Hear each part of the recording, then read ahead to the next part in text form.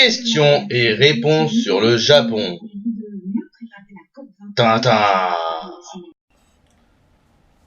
Bonjour les amis, me voici rentré du Japon. La fin de la saison 2, c'était la fin. Là aujourd'hui, je vais vous faire une vidéo des questions-réponses du Japon. J'ai reçu une personne qui m'a posé au moins beaucoup de questions.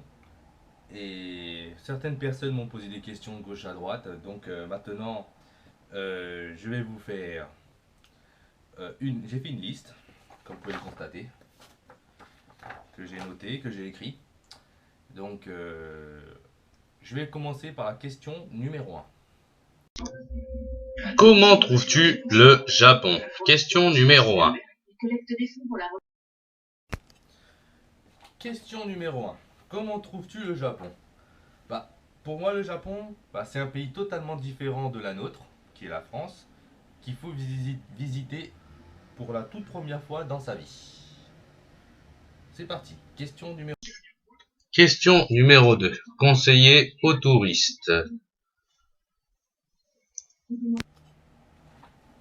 Ce que je peux conseiller aux touristes, le conseil que je donnerais, c'est de profiter de la richesse du Japon, car c'est un pays totalement différent que de la nôtre. Et se promener et se perdre dans les rues de Kyoto, c'est vraiment un endroit idéal. La préfecture de Kansai, c'était magique, magnifique. Bon, question numéro 3. La réputation des Français au Japon. Question numéro 3. La réputation des Français au Japon. Ils ont une très bonne réputation, les Français au Japon. On est très bien vu. Quand je dis je viens de Paris, au Japon, on me dit, je vous dis les Japonais, ils disent carrément, ils disent pas Paris, ils disent parisien. Ah ça, c'est vraiment choquant, hein. Comme ils disent, ah ils savent le mot parisien, mais ils le savent. On sent ils veulent savoir plus. Après, on me parle des Français froids à Paris. On me pose des questions comme ça sur la réputation des Français. Euh, dans le métro parisien, tout ça. Enfin bref, vous voyez, je vais pas faire un dessin. Donc, à la base, les Français, c'est déjà assez réservé en France, hein, on peut pas se le cacher, hein. Entre nous, on est un peu réservé. Mais chez eux, on va dire, nous les Français qui partent à l'étranger, tout ça, je dirais plutôt que les Français qui sont à l'étranger, on va dire, c'est des Français, on va dire, plus ouverts sur le voyage, plus ouverts sur les gens. Voilà quoi. Et pour eux, quand même, on reste quand même des étrangers pour les Japonais. On n'est pas des Japonais, on reste gaijin. Mais franchement, la vérité, la réputation des Français au Japon, franchement, on est bien vu. Voilà, on est bien vu. C'est surtout ça. Bon, question numéro 4. Question numéro 4. Aiment-ils les touristes français?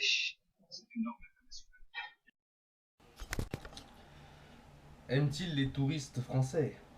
Les touristes français, franchement, ils adorent les touristes français. Je peux même dire que les touristes français sont des gens extrêmement bien vus. Vu, ils s'en fichent du portefeuille au contraire. Ils veulent connaître plus sur les Français que d'autres pays d'Europe. Car pour eux, on est des gens assez mystérieux au Japon. Oui, c'est vrai, on est assez mystérieux. Parce que les Japonais, ils nous voient un peu comme... parce que pour eux, on est des gens réservés déjà dans notre pays, on est un peu voyés. On est un peu de gauche à droite, voilà, le Parisien jamais le temps, hein. Ça on le sait tous. Donc moi personnellement, oui. Mais ils veulent savoir plus sur nous quand même que sur d'autres pays européens comme l'Allemagne, l'Angleterre, voilà quoi. Ils veulent savoir plus sur les Français que autre chose. Donc, question suivante. Question numéro 5. Le meilleur souvenir de voyage au Japon. Le meilleur souvenir de voyage que j'ai eu au Japon. Mon meilleur souvenir de voyage, c'est la tour Himeji. J'ai monté ce château tellement, tellement grand. J'ai aussi été grand, il est énorme. De 10 étages, pieds nus. J'ai monté pieds nus avec des chaussettes. Parce qu'on n'a pas le droit de porter des chaussures dans ce château. Donc j'ai monté 10 étages pieds nus sur des planches en bois. C'est des escaliers vraiment, pas des escaliers comme on a comme ça là, c'est des escaliers raides. Raides, raides, raides. Moi je vous dis, il faut avoir des bons genoux et de bons pieds, hein. Donc moi je vous dis, c'est un truc qu'il faut faire au moins une fois dans sa vie, qui était vraiment pas mal. Moi je sens que j'ai accompli quelque chose en étant là-bas, parce que je me dis, je pourrais raconter beaucoup de choses à mes enfants. Voilà. Donc pour moi mes enfants, si j'ai des enfants, on ne sait pas, moi personnellement je raconterai ça à mes enfants. J'ai monté le château d'Imégie, c'était haut, très haut, très haut, très haut, mais franchement je ne regrette pas. Franchement, j'ai adoré. Si vous voulez voir ma vidéo, il est sur ma chaîne YouTube. Il s'appelle Le Château d'Imégie. Franchement, allez faire un tour. Franchement, c'est vraiment pas mal. Voilà. Donc, franchement, aussi, c'est un château aussi. C'est un château qui est un château de samouraï, pratiquement. Voilà. C'était vraiment. Franchement, j'ai bien aimé. On a une belle vue en haut. On déchonne une cloche, on donne de l'argent et hop, voilà, une autre vœu se réalise. Voilà quoi. Franchement, la vérité, la château d'Himéji était vraiment pas mal. Il faut pas oublier que c'est un château du patrimoine de l'UNESCO. Donc, il est réputé mondialement ce château. Il est à, on va dire, 1 heure et demie d'Osaka par train régional, le JR. Le JR ou des lignes privées, enfin bref, là-bas il y a tellement de lignes. Bon, enfin bref, c'est pas le sujet. Donc franchement, la vérité, pour moi, le plus beau souvenir, c'était la château d'Himéji. J'ai vraiment adoré. Donc, question suivante. Question numéro 6. Le logement au Japon pour louer. Comment ça se passe? Le logement au Japon. Bah, si vous êtes seul, je peux vous conseiller de prendre un guest house. Oui, un guest house. Un guest house, parce que un guest house c'est bien pour quand on est seul, parce que au moins on se fait des rencontres. Et il y a des gens que je. Moi, franchement, mon conseil pour les logements, le mieux pour moi, c'est mieux prendre un appart et avoir son indépendance. Mais franchement, si vous êtes seul, moi je vous conseille, si vous êtes seul et après vous vous ennuyez pendant votre séjour au Japon, je vous conseille plutôt de faire un guest house. C'est moins cher. Et donc, franchement, la vérité, c'est très très bien un guest house. Mais si vous êtes à deux, je vous conseille de réserver sur Airbnb. Je vous donnerai le site en bas. Et Booking, hein. Booking vous connaissez tous, hein. C'est un site. Ils font aussi des appartements assis à louer qui est vraiment pas mal pour partir. Mais franchement, la vérité, si vous allez seul au Japon, prenez un guest house. Sinon, vous allez sentir le temps passer. Parce que seul, aller là-bas, on peut rien partager. Personnellement, moi, je préfère mieux aller. Si, moi, franchement, je suis parti une fois. Je suis parti, franchement, la vérité, je vous dis, je suis parti 2 fois. Là, moi, je pense la troisième fois, s'il a une troisième fois, je prendrai peut-être un guest house. Parce que j'ai envie de découvrir, on va dire, j'ai beaucoup découvert ce qu'il y a autour. Maintenant, il faut que je découvre un peu plus les gens. Là, on va dire, c'était un peu du repérage, tout ça, je regarde. Mais bon, pour moi, c'est même pas du repérage parce que j'ai fait beaucoup de choses. Oh, mais c'est vrai. Donc, moi, franchement, sur le logement, je peux vous conseiller Airbnb. C'est un site d'appartements en location. Si vous partez un mois, vous payez un mois. Si vous partez la semaine, vous payez la semaine.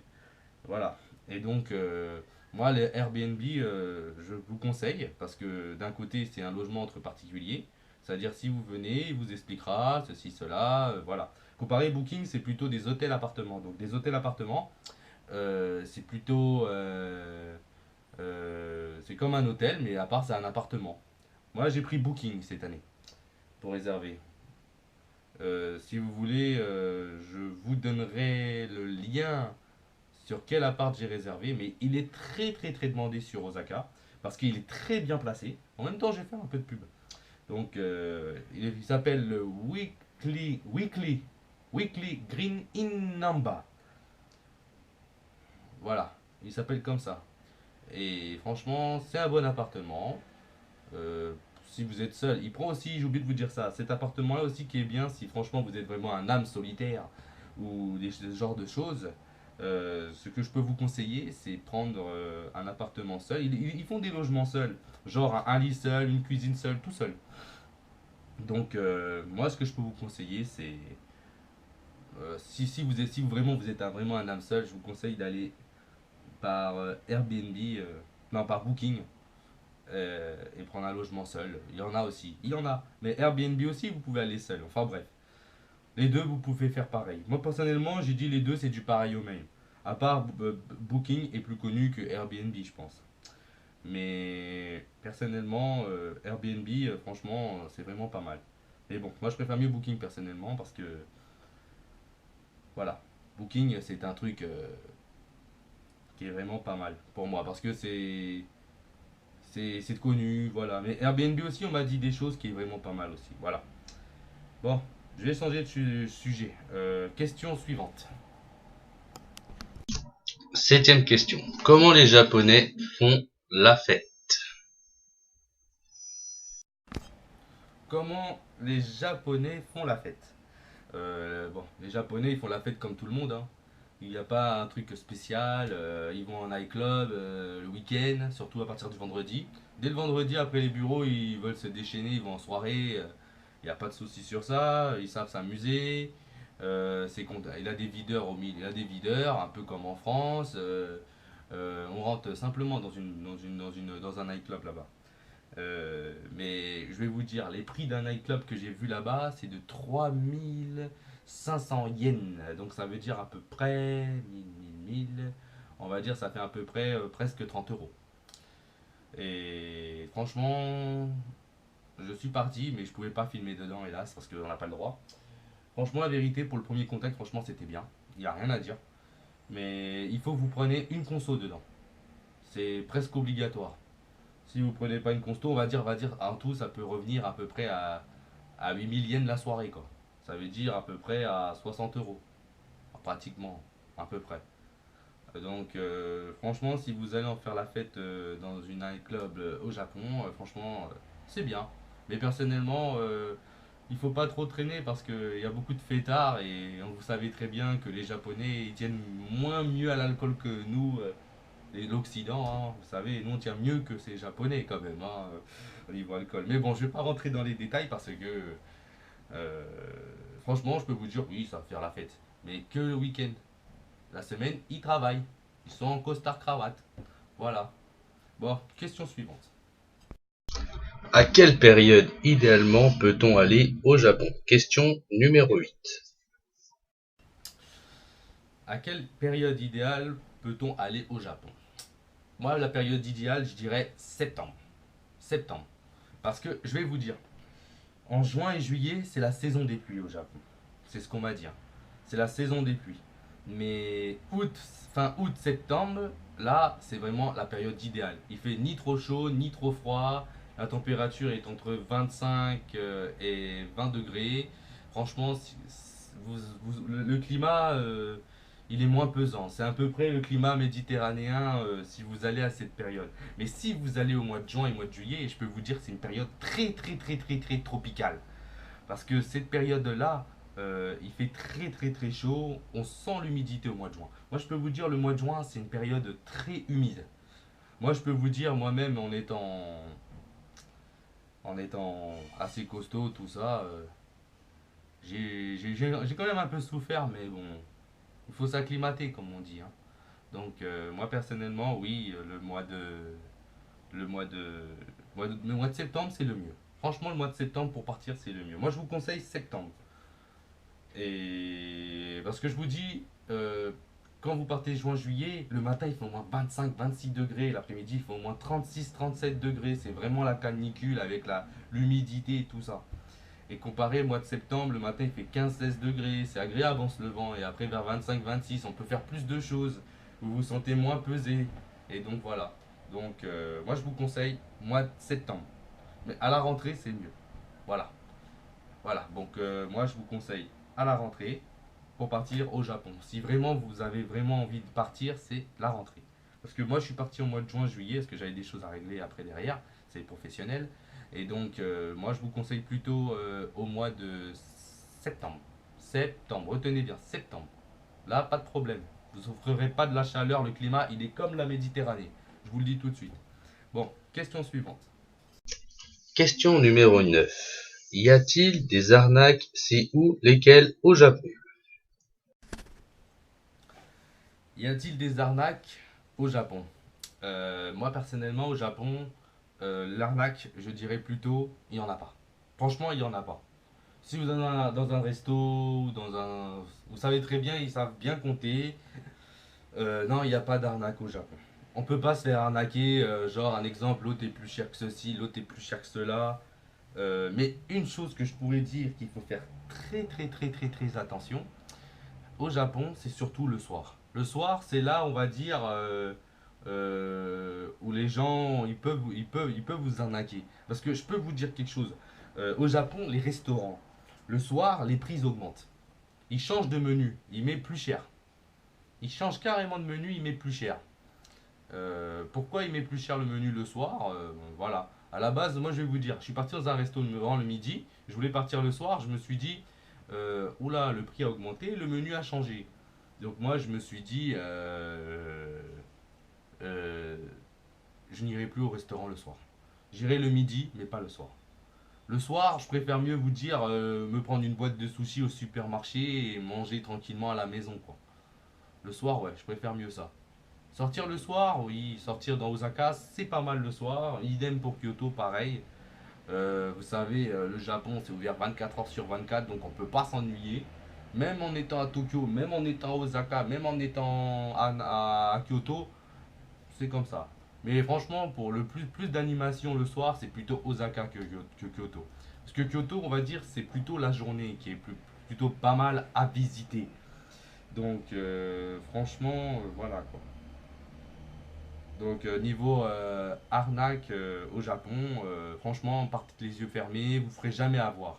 Moi, je me suis fait avoir qu'une seule fois dans un restaurant, mais c'était à Tokyo, c'était à Shinjuku. On va dire, c'est en la nuit, on voit pas très bien clair et tout. Je lui ai dit ça, il m'a amené deux menus au lieu d'un. Bon, ça fait, bon, c'est une histoire, hein.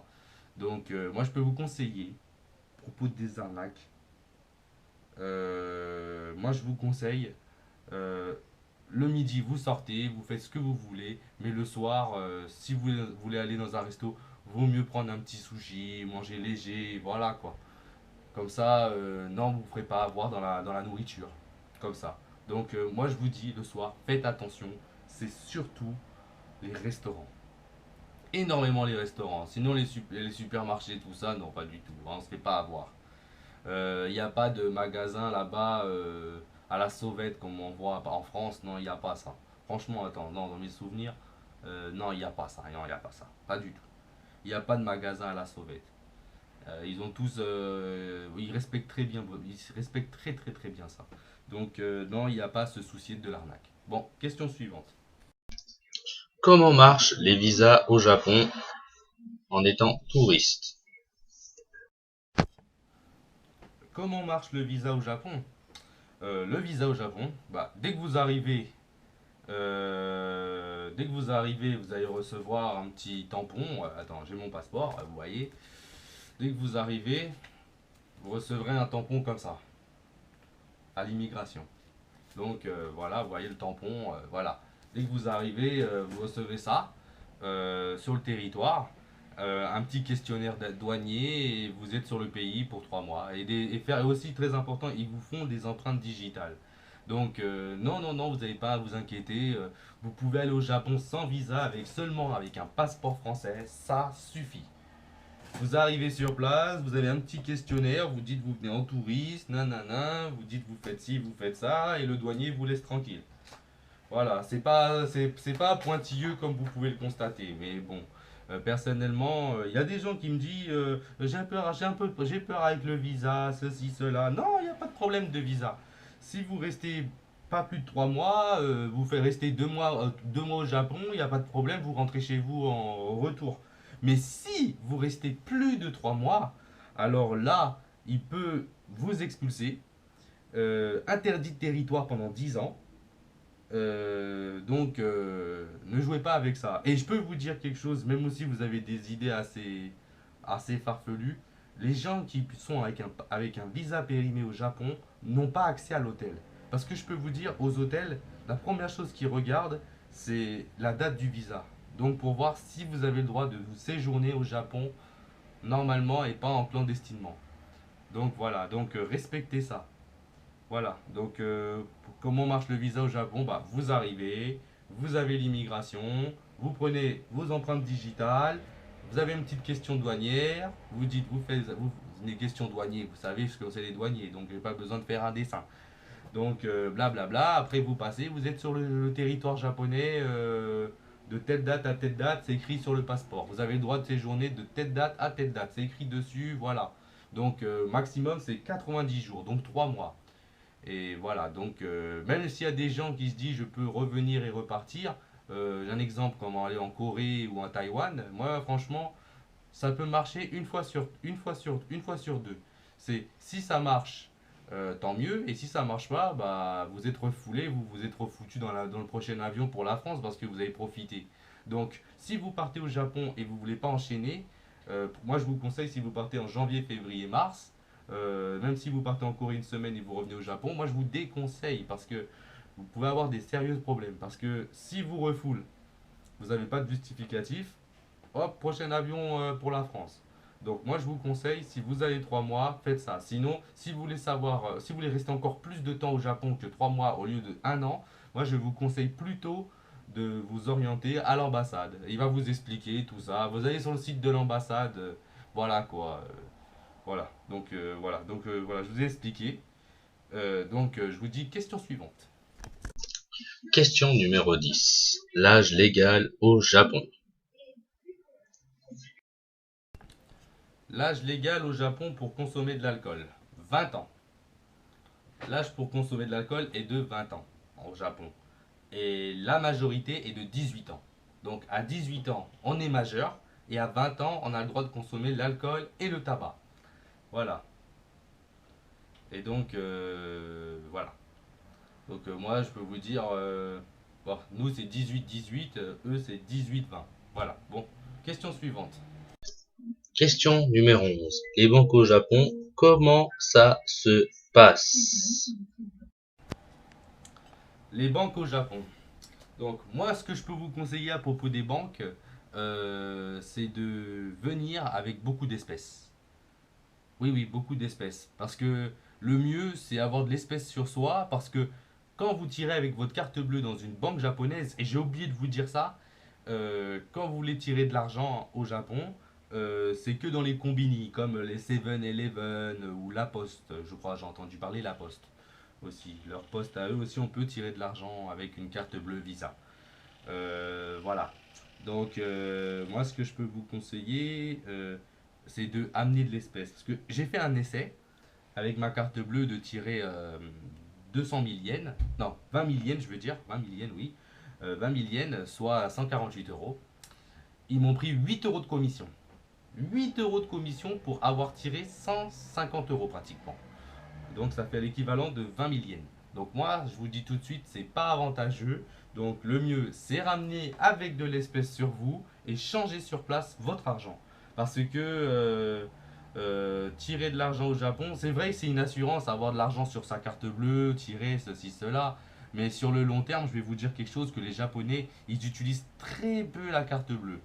Peut-être si vous allez dans un magasin comme Yodobashi Akiba ou Big Camera ou des gros magasins comme ça, oui, ils acceptent la carte bleue. Mais moi, je vous dis tout de suite, l'espèce pour eux, c'est leur meilleure façon de dépenser chez eux. Donc, moi, je peux vous conseiller, si vous allez à la banque au Japon, le mieux, c'est aller dans un 7-Eleven.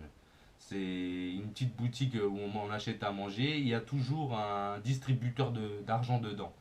Donc vous tirez là-dedans à l'argent ce que vous voulez. Enfin bref, ça dépend. Il y a des gens qui préfèrent mieux utiliser la carte et des gens qui préfèrent mieux utiliser de l'espèce. Donc, moi je peux vous conseiller, c'est mon avis à moi, c'est de amener l'argent nécessaire en euros. Vous changez, je sais pas, 200 euros ici. Et comme ça, dès que vous arrivez un peu sur place, vous avez un petit peu d'argent, ça vous rassure. Et après le reste, je vous conseille changer sur place comme Travalex, des trucs comme ça. Voilà. Mais je vous déconseille de changer à l'aéroport, vaut mieux changer dans la ville elle-même. Et il y en a, vous inquiétez pas. Vous allez dans les banques, vous pouvez changer. Même à la poste aussi, je crois aussi qu'on peut changer euh, de l'euro en yens. Donc voilà. Mais les cartes Visa et les cartes Mastercard, oui, c'est accepté pour les banques. Donc voilà. Donc moi je peux vous conseiller, le mieux c'est de prendre un amener de l'espèce. Voilà. Amener de l'espèce, pas de commission, rien. Voilà. Donc c'est mieux. Vous n'êtes pas perdant, vous êtes ni gagnant, mais c'est mieux avoir sur soi un peu d'espèce pour changer. C'est plus rassurant. Et voilà. Comparé avec une carte bleue, on ne sait pas, on peut le perdre, après on est perdu, et après on n'a plus d'argent. Comparé si on a de l'espèce sur soi, on risque rien. Donc voilà. Donc on risque rien, on se dit un petit peu genre on met un petit peu dans sa valise à l'appartement et un petit peu sur soi, on n'amène pas tout bien sûr. Voilà, donc moi ce que je peux vous conseiller c'est amener de l'espèce au change, échanger sur place et changer un petit peu ici peut-être 100, 200 euros ça suffit amplement. Après les restes vous changez sur place. Donc moi ce que je peux vous conseiller c'est faire ça. Bon, j'espère que j'ai été bien clair avec vous. Donc question suivante. Question numéro 12. Quel est leur sport favori? Ils ont un Quel sport favori aiment les Japonais? Le baseball. Ils aiment beaucoup le baseball. Oui, oui, ils aiment beaucoup le baseball. Ils aiment un peu de tout. Ils aiment bien le sport, les Japonais. Oui, oui, ils aiment beaucoup le sport. Ouais, mais bon, ils aiment quand même le baseball. Ils aiment beaucoup le baseball. Donc voilà. Question suivante. question 13. Comment se passe le système de santé là-bas au Japon? Le système de santé au Japon. Bah, pour se soigner au Japon, ils sont à la pointe de la technologie. Mais je peux vous dire quelque chose à propos des pharmacies. Euh, Au Japon, bah il y en a. Il y en a. Oui, il y en a si vous avez des Doliprane, des trucs comme ça. Mais le mieux, je vous conseille, c'est amener votre propre médicaments, vos antibiotiques. Au moins, comme ça, on sait ce qu'on prend. Parce que dans les médicaments japonais, un exemple, ça c'était pour. Parce que j'avais des petits mots de vente. Parce que je vais vous dire, quand on change de pays, on change de nourriture. Moi, je prenais ça.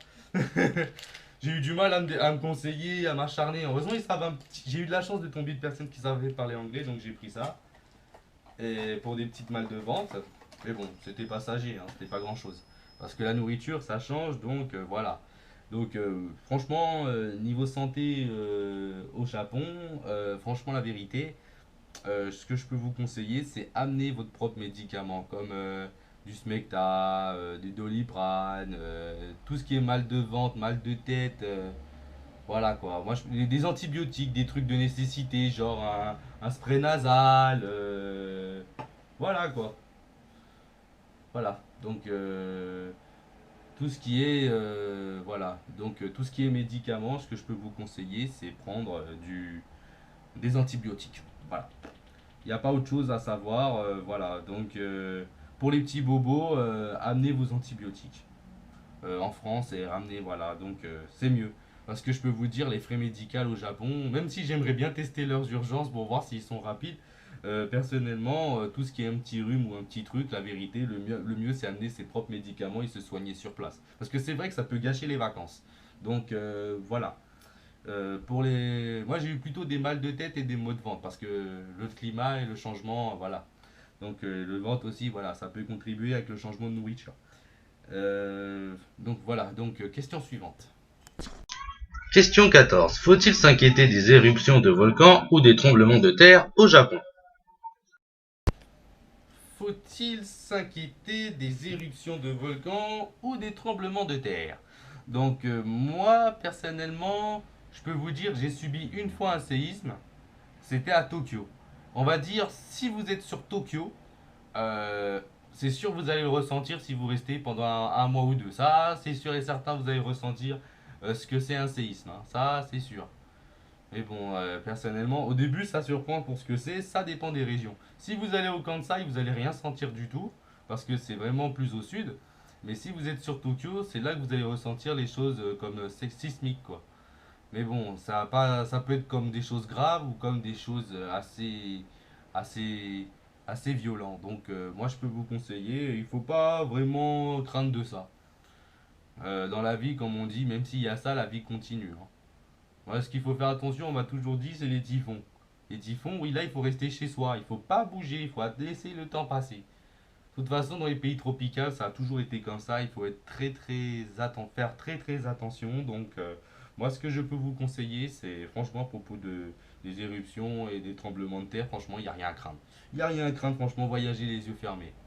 Donc, voilà. Donc, j'espère que je vous ai beaucoup aidé. J'ai répondu tout à vos questions. Donc, je vous dis ciao. J'espère que ça vous a aidé. Toutes les questions que j'ai répondues pour vous. Je dis pas les noms parce que je connais beaucoup de gens qui veulent rester anonymes. Donc, moi, je vous dis ciao. Et j'espère que ça vous a beaucoup aidé sur les questions-réponses sur le Japon. Donc, si vous voulez avoir des réponses et des questions, je pense que je vais les mettre sur mon blog. Comme ça peut vous aider. Donc, moi, je vous dis ciao et sayonara. Allez, la saison 2 est terminée, je vous laisse. Et la saison 3, bah, on verra. Je viens de finir ma saison 2, on verra pour la saison 3. Mais je peux garantir peut-être qu'il y aura une saison 3. Allez, ciao tout le monde. Allez.